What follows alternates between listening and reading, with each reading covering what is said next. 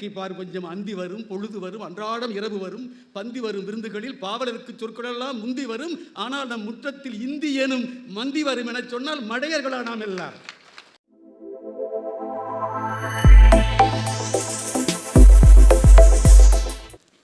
அறிவுலக விதை நல்லே அன்னை தமிழே, அறிவுலக விதை நல்லே, முன்னை முதுமூத்த மொழிக்கெல்லாம் முதல் சொல்லே, அகரம்போல் சிறந்தவளே, அனைத்துலக மொழிகளுக்குள் சிகரம்போல் நிமிர்ந்தவளே, சிற்றூர்கள் வருமுன்பே நகரம்போல் வளர்ந்தவளே, நாகரிகம் பண்பாட்டில் ழகரம்போல் உயர்ந்தவளே, நான் வணங்கும் செந்தமிழே. அரசிருந்த செங்கோலே, அன்று இளங்கோ கம்பன் எனும் இரு சிறந்த கவிச்சுரங்கை எமக்களித்த பொன்வயலே, பொருள் சிறந்த திருக்குறளில் பூரித்து சுரப்பவளே, இருள் சிவந்து விடியல் வர ஏங்கித் தவித்தவளே, மறு சுமந்து பூக்காமல் மஞ்சமொன்றும் பார்க்காமல் கரு சுமந்து சோராமல் கன்னி நிலை மாறாமல் இடுப்பு வலிக்காமல் எழில்வேலி சலிக்காமல் படுத்து துடிக்காமல் பத்திய நீர் குடிக்காமல் மாங்காய் கடிக்காமல் மறுத்து வச்சு பிடிக்காமல் தாங்கும் எமக்கெல்லாம் தாயாகி வந்தவளே, மறு சுமந்து பூக்காமல் மஞ்சமொன்றும் பார்க்காமல் கரு சுமந்து சோறாமல் கன்னி நிலை மாறாமல் இடுப்பு வலிக்காமல் எழில்வேலி சலிக்காமல் படுத்து துடிக்காமல் பத்திய நீர் குடிக்காமல் மாங்காய் கடிக்காமல் மறுத்து வச்சு பிடிக்காமல் தாங்கும் எமக்கெல்லாம் தாயாகி வந்தவளே, நாம் இருவர் நமக்கு ஒருவர் நாடெல்லாம் வந்த பின்னும் கோமகளாய் கணக்கின்றி குழந்தைகளை பெறுபவளே, விட்டெழுந்த செங்கதிராய் வெளிச்சம் கொடுப்பவளே, மொட்டை விழுந்த செண்பகமே மூடியில்லா தேன்குடமே, மொட்டை விழுந்த செண்பகமே மூடியில்லா தேன்குடமே, கட்டளியா சித்திரமே, கவிஞர் மன விரல்கள் உன்னை தொட்டெடுக்கும் போதெல்லாம் சொற்குவியல் பொழிகின்ற தட்டெழுத்து எந்திரமே, நில தாய் தந்த சீதனமே, கிளிப்பாட்டு மொழிச்சிட்டே கீரல் விழாய் சீத்தட்டே, புளி போட்டு பாத்திரத்தை புதுக்குதற்கு தேய்ப்பது போல் களி பூட்டி சுவையேற்றி கவி நதியில் என்னை தினமும் குளிப்பாட்டி விடுபவளே, குழந்தை மன உடையவளே, குலைத்தெடுத்து சந்தனமே, குழவி இவன் கூக்குரலின் அழைப்பேற்று வந்தவளே, அருங்கவிதை மாளிகைக்கு வழி போட்டு தந்தவளே, வண்ணமணி தாய் வயிற்றில் விழி பூட்டி கிடந்த என்னை விழி பூட்டி விட்டவளே, மொழி பாட்டி ஆனாலும் மூப்படையா முத்தமிழே, வண்ணமணி தாய் வயிற்றில் விழி பூட்டி கிடந்த என்னை விழி பூட்டி விட்டவளே, மொழி பாட்டி ஆனாலும் மூப்படையா முத்தமிழே, அத்தைகை மாமன்கை அரவணைப்பிலே வளர்ந்த சித்திரக்கை நங்கையினை சேர்கையிலே சுகம் ஏது, பித்திகை பூ அழகே உன்னோடு பிணைபவர்க்கு ஒத்திகையில் கூட சுகம் உண்டென்றோ, இளமையினை குத்தகை எடுத்தவளே, இளமையினை குத்தகை எடுத்தவளே, பிறமொழி நின் கூர்விழியை குத்த கை எடுக்கையிலும் குறுநகையை பொழிந்தவளே, மத்தகை வந்து உனக்கு மனத்துயரம் கொடுக்குமெனில் செத்த கை கூட சிலிர்த்தெழுது தாக்குமடி, மத்தகை வந்து உனக்கு மனத்துயரம் கொடுக்குமெனில் செத்த கை கூட சிலிர்த்து எழுத்து தாக்குமடி, உருவாகும் சிலர் பேச்சால் உள்ள முடிந்தாலும் எங்கள் திருவாரூர் மொழி நடையில் செழிக்கின்ற தமிழே, நான் கருவாகும் போதே என் கருப்பொருளாயானவளே, உருவாகும் சிலர் பேச்சால் உள்ளம் ஒடிந்தாலும் எங்கள் திருவாரூர் மொழி நடையில் செழிக்கின்ற தமிழே, நான் கருவாகும் போதே என் கருப்பொருளாய் ஆனவளே, பணத்தை நினைத்ததில்லை பகட்டை மதித்ததில்லை அனைத்தாயே பிள்ளை என்று அதுபோதும் என் தாயே, நினைத்ததை நான் எழுதுகிறேன் நெஞ்சுயர்த்தி பாடுகிறேன், இனத்தமிழர் விடியலுக்கே எரிமலையாய் மாறுகிறேன், தீட்டும் சொல் அனல்பட்டு செத்தான் பகைவன் என்றால் என் பாட்டு பொறுப்பல்ல பகைவன்தான் பொறுப்பென்பேன், ஊட்டு உணர்வுகளின் உள் ஒளியே அரங்கில் இதோ வேட்டு மழை பொழிகின்றேன் வேடிக்கை பாரு கொஞ்சம், ஊட்டு உணர்வுகளின் உள் ஒளியே அரங்கில் இதோ வேட்டு மழை பொழிகின்றேன் வேடிக்கை பார் கொஞ்சம், அந்தி வரும் பொழுது வரும் அன்றாடம் இரவு வரும் பந்தி வரும் விருந்துகளில் பாவலருக்கு சொற்களெல்லாம் முந்தி வரும். ஆனால் நம் முற்றத்தில் இந்தி எனும் மந்தி வரும் என சொன்னால் மடையர்களா நாம் எல்லாம். எப்பக்கம் வரும் இந்தி எதிர்பார்ப்போம், செருக்களத்தில் வெப்பத்தி மூச்சு விடும் விடுதலை போராளிகளின் துப்பாக்கி ரவைகளைப் போல் துள்ளி வரும் தமிழே, என் கப்பத்தை பெற்றுக்கொள் கவிதை திருமகளே, காய்ச்சலில் நான் படுத்தாலும் கயவரணி கெடுத்தாலும் கூச்சலிட்டு தடுத்தாலும் கொடுமை பல கொடுத்தாலும் பேச்செனக்கு முற்றுவரை பேர அழகு தமிழே, என் மூச்சருவி வற்றுவரை முணுமுணு பேர் உன்னையடி, உன் காலுக்கு சிலம்பு இருக்க கைகளுக்கு வளை இருக்க நூலுக்கு நிகர் இடையில் உன் மணிமே கலை இருக்க பாலுக்கு உன் சுவை இருக்க பைந்தமிழே, என் எழுது கோலுக்குள் நீ இருக்க குறையேது. வணங்குகிறேன்.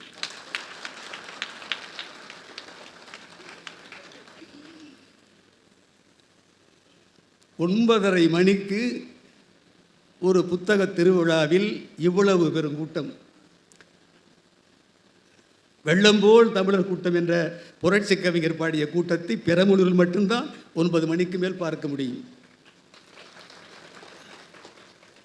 தமிழ் படித்தவனுக்கு, குறிப்பாக சொற்பொழிவாளனுக்கு யாராவது தனிப்பட்ட கோபங்கள் இருந்து தண்டனை கொடுக்க வேண்டுமே ஆனால் அவர்களை மேடையிலே 9 மணிக்கு மேல் பேச வைக்க வேண்டும்.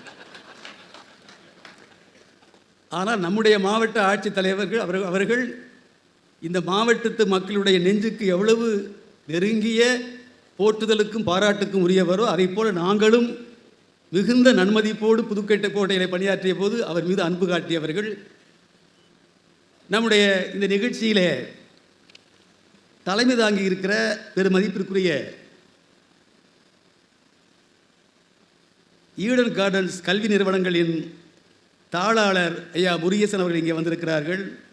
அதே போல் பெரம்பலூர் மாவட்ட நிர்வாகம், பெரம்பலூர் மக்கள் பண்பாட்டு மன்றம், தென்னிந்திய புத்தக பதிப்பாளர்கள் மற்றும் வெளியீட்டாளர் சங்கமாகிய பப்பாசி இணைந்து நடத்தும் இந்த 10ஆம் ஆண்டு புத்தக திருவிழாவிலே ஈடன் கார்டன் கல்வி நிறுவனத்தார் நிகழ்ச்சியை ஒருங்கிணைத்து நிரல்பட நடத்தி கொண்டிருக்கிறார்கள். நான் பல்வேறு மேடைகளில் 30 நாட்களில் பேசுகிற வாய்ப்பு கொண்டவன். 1000 பேர் கொடுக்குற இலக்கிய விழாக்களானாலும், அல்லது 1000 10,000 என்று கொடுக்குற அரசியல் பொதுக்கூட்டமானாலும், அல்லது 10 லட்சம் 20 லட்சம் பேர் என்று மக்கள் வெள்ளம் நிரம்பி விழுகிற நான் சார்ந்திருக்கிற இயக்கத்தின் மாநாடுகளிலே எல்லாம் பேசுகிற வாய்ப்புள்ளவன். புத்தக திருவிழாக்களிலும் பேசி வருகின்றவன். ஆனால் மனமிட்டு சொல்கிறேன், பெரம்பலூர் புத்தக திருவிழாவிலே பேச வருகிற போது தான் என் சிந்தை உடல் அனுபவம் சிலிர்க்க மகிழ்ச்சியோடு வருவேன். ஒரு மாவட்ட ஆட்சித்தலைவர் இந்த விழா தொடங்குவதற்கு முன்பே வந்து அமர்ந்து நிறைவு பேச்சாளர் பேசி முடிக்கிற வரை அமர்ந்து விட்டுத்தான் செல்வேன் என்று உறுதி பூண்டு வந்திருக்கிற எங்களை மட்டுமல்லாமல் இந்த புத்தக திருவிழாவையே பெருமைப்படுத்துகிற மாண்புள்ளவராக இங்கே அமர்ந்திருப்பது அது நமக்கெல்லாம் கிடைத்த பெரிய சிறப்பு என்று நான் அவரை பாராட்டி வணங்க கடமைப்பட்டிருக்கிறேன். இங்கே 2 பாரதிகள் முழங்கி இருக்கிறார்கள். ஒருவர் இளைய பாரதி, இன்னொருவர் புதிய பாரதி. புதுகை பாரதி ஒரு அருமையான வெண்பொங்கல் வைத்தார். இளைய பாரதி ராமகிருஷ்ணன் ஒரு புதுமையான மசூரன் பொங்கல் வைத்தார். நான் உங்களிடத்திலே ஒரு இனிமையான தை பொங்கல் வைக்கலாமா, சர்க்கரை பொங்கல் வைக்கலாமா என்று முயற்சி செய்ய விரும்புகின்றேன். உரையாற்றுவதற்கு முன்னால் சான்றோர் பெருமக்களே, நண்பர்களே, நான் 2 பேருக்கு வீர வணக்கத்தை செலுத்த விரும்புகின்றேன். அதற்கு பின்னால் 2 பேருக்கு நன்றி சொல்லி என் உரையை தொடங்க விழைகின்றேன். வீர வணக்கம் யாருக்கு என்றால், என்னை அறிமுகப்படுத்திய நெறியாளர் 2 பேர் எவ்வளவு அழகாக எங்களை அறிமுகப்படுத்துகிறார்கள். எங்களுக்கான பெருமைக்கெல்லாம் பெரிய பெருமை எது என்றால், பெரம்பலூர் புத்தக திருவிழாவிலே நெறியாளர்களாக இருக்கிற இவர்கள் வழங்குகின்ற அந்த வார்த்தைகள் தான். நான் வணக்கத்திற்குரிய மாவட்ட ஆட்சியிடத்திலே சொன்னேன், எங்களை விட அவர்கள் நன்றாக பேசுகிறார்கள் பார்த்தீர்களா என்று. மாவட்ட ஆட்சித்தலைவருக்கு மகிழ்ச்சி தாங்க முடியவில்லை. இப்படியும் ஒப்புக்கொள்வீர்களா என்பதை போல சிரித்தார். அவர் என்னை அறிமுகப்படுத்துகிற போது சொன்னார், முத்தமிழறிஞர் தலைவர் கலைஞர் அவர்கள் முதலமைச்சராக இருந்த பொழுது குன்றக்குடி அடிகளார் அவர்களுக்கு திருவள்ளுவர் விருதும், பெருந்தலைவர் காமராஜர் விருது ஆலத்தூர் ஐயா மாரிமுத்து அவர்களுக்கும், அறிவுலக மாமேதை அரசியல் சட்டத்தின் ஞான தந்தை அந்த டாக்டர் அம்பேத்கர் விருது ஐயா நல்லக்கண்ணு அவர்களுக்கு வழங்கிய போது சமூக நீதிக்கான தந்தை பெரியார் விருது பெற்றவர் நம்முடைய கவிதை பித்தன் என்று அவர் இந்த மாவட்டத்து மக்கள் சார்பாகவும், இந்த விழாவை நடத்துகிற மாவட்ட ஆட்சி நிர்வாகத்தின் சார்பாகவும், மக்கள் பண்பாட்டு மன்றம் உள்ளிட்ட பப்பாசி எல்லாம் சேர்ந்து என்னை வாழ்த்தியது போல அவர் வழங்கிய வரிகள் என்னை பெருமைப்படுத்தின, குளிர்ச்சிப்படுத்தின. அந்த வரிகளில் இடம்பெற்ற பெரியவர் ஐயா நல்லக்கண்ணு அவர்கள் இந்த நூற்றாண்டில் பொது வாழ்க்கையில் எளிமைக்கு இலக்கணமாக வாழ்ந்த ஒரு மனிதர், அரசியல் தலைவர் என்றால் ஐயா நல்லக்கண்ணுவுக்கு நிகராக இன்னொருவரை நாம் சுட்டிக்காட்ட முடியாது. ஒரு 25 ஆண்டுகளுக்கு பிறகு வருகிற தலைமுறைக்கு இப்படித்தான் ஐயா நல்லக்கண்ணு வாழ்ந்தார் என்று சொல்வோமேயானால் அவர்கள் நம்மை பார்த்து பொய் என்று குறிப்பிடுவார்கள். இன்றைக்கு இருக்கிற கால மாற்றம், அரசியல் பரபரப்பு, அரசியல் பொது வாழ்க்கையில் ஈடுபட்டவருடைய நடைமுறை, இவையெல்லாம் ஒப்பிட்டு பார்க்கிற போது எதிர்கால தலைமுறை இப்படி ஒரு வாழ்ந்தார் என்பதை நம்புவது அரிதினும் அரிது என்பது என்னுடைய யூகம் நண்பர்களே. அப்படிப்பட்ட ஒரு மகத்தான தலைவர், விடுதலை போராட்ட தலைவர். எனக்கு தந்தை பெரியார் விருது வழங்கப்பட்ட போது கூட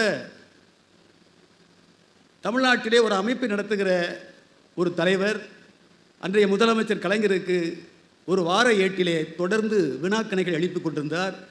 அது எப்படி நீங்கள் அம்பேத்கர் விருது ஐயா நல்லக்கண்ணு அவர்களுக்கு வழங்க போயிற்று, அது என்ன முன்மாதிரி, அப்படி வழங்கலாமா என்றெல்லாம் கேட்டு எழுதி கொண்டிருந்தார். அவர் யாரையோ திருப்திப்படுத்த, மன மகிழ்ச்சிப்படுத்த அப்படியெல்லாம் எழுதி கொண்டிருந்தார். நான் கூட தலைவர்களை சந்தித்து கேட்டேன், ஏதாவது நாங்கள் மேடையிலே பதில் சொல்லலாமே என்று. முத்தமிழறிஞர் கலைஞர் நயத்தக்க நாகரிக அரசியலுக்கு சொந்தக்காரர், அவர் அவர்தான் சொல்ல வேணாம் என்று சொல்லிவிட்டார். பிறகு விருது வழங்குகிற விழா வள்ளுவர் கூட்டத்தில் நடைபெற்ற போது அதை போட்டு உடைத்தார் தலைவர் கலைஞர் அவர்கள். ஐயா நல்லக்கண் அவர்களுக்கு ஏன் அம்பேத்கர் விருது வழங்கினீர்கள் என்று ஒரு சாதிய அமைப்பைச் சேர்ந்த நண்பர், அந்த தம்பி என்னை கேள்வி கேட்டுக் கொண்டிருக்கிறார் வார ஏடுகளில். அந்த மாமேதை அம்பேத்கருடைய பெயரிலான விருது, சட்டத்தை எழுதிய அரசியல் சட்ட முன்வடிவை நமக்கு வழங்கிய பேரறிவாளருடைய விருது ஐயா நல்லக்கண் அவர்களுக்கு வழங்கியதில் என்ன தவறு நீங்கள் கண்டீர்கள்? ஒருவேளை ஒடுக்கப்பட்ட குடும்பத்திலே பிறந்து வளர்ந்த ஒருவருக்குத்தான் அம்பேத்கர் விருது வழங்கப்பட வேண்டும் என்று நீங்கள் எண்ணுவீர்களே, ஆனால் அதில் அப்படி ஒரு சட்டம் இருக்கிறதா? அப்படி ஏதாவது ஒரு புதிய விதியை உருவாக்க முனைகிறீர்களா?